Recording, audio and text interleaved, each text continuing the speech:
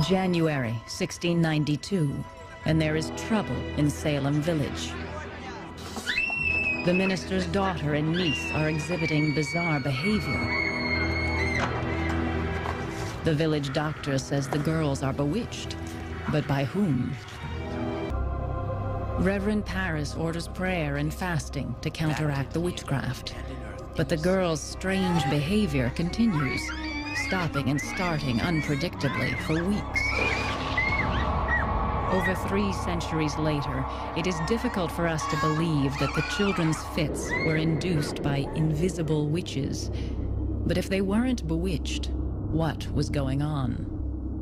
Children in 17th century Western society were not so much objects of affection within a family as they were sources of labor and young sinners who needed to be disciplined into good behavior. We go astray as soon as we are born. Undutiful children are the children of Satan. And unto Satan they shall go into the everlasting fire prepared for the devil and his angels. We can interpret it as children who are very deeply affected by concern for the ultimate fate of their souls.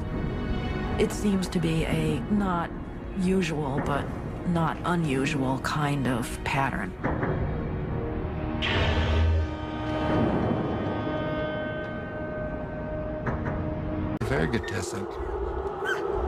The afflicted in Salem throw their fits in unison at convenient times, such as when people come by to see them.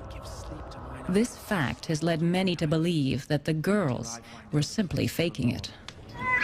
But if the girls are play acting, it is a deadly game. They could be accused of witchcraft themselves and hanged. Pressured by Reverend Paris to name the witch whose specter is attacking them, Betty Paris and Abigail Williams point to an obvious scapegoat: Tituba. Documents describe her and her husband as Indians. They are slaves from Barbados. She is dark-skinned, dark, like the Puritans' mortal enemies, the Wabanakis. The so-called proof of Tituba's involvement with the devil was the background that Tituba had with some of the neighborhood girls. Occasionally, she'd been known to entertain the young girls with simple magic tricks that were completely harmless in her eyes.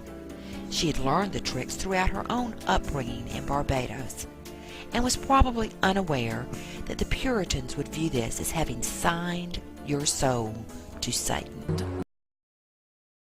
The news came from York about the Indian raid, not all that far away, and people must have been terrified. Soon after hearing news of renewed Indian attacks, Mercy Lewis begins throwing fits, just like Betty and Abigail, and they are joined by others. Mercy Lewis works for the Putnam family. Ann Putnam Jr., age 12. Ann's mother, age 30, and Ann's cousin, Mary Walcott, 17. All are now acting bewitched.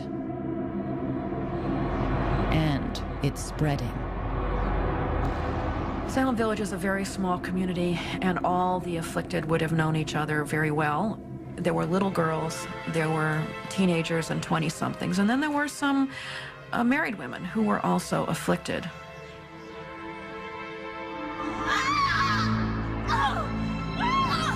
Asked who is bewitching them, several of the newly afflicted also accuse the minister's dark-skinned slave, Tituba. Since the younger girl's accusations cannot be used as evidence in court, these new accusations by adult witnesses are critical. Witch! I will beat the devil out of you! Now, legal action can be taken against Tituba. A terrible machinery has been set in motion.